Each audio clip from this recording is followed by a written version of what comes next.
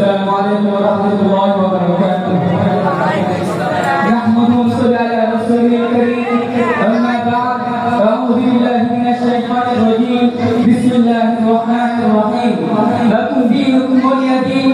وقال النبي صلى الله عليه وسلم: المسلم أخو المسلم، أو كما قال عليه الصلاة والسلام.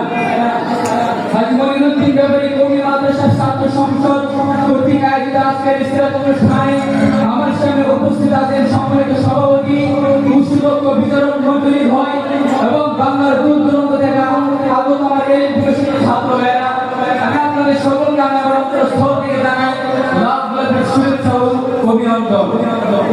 আজকের বক্তৃতার আলোচ্য বিষয় হল মদিনার সনদে মানুষের একমাত্র মুক্তির পথ। আজকে আমরা এমন একটি ঐতিহাসিক বিষয় নিয়ে আলোচনা করবো, যা শুনে যে রাজনৈতিক মুক্তি ছিল না, বরং ছিল মানব জাতির অতীত মুক্তির সনদ। আমি কথা বলছি বিশ্বনবী মুহাম্মদ মুস্তাফা সাল্লাল্লাহু আলাইহি ওয়াসাল্লামের প্রণীত মদিনার সনদ নিয়ে।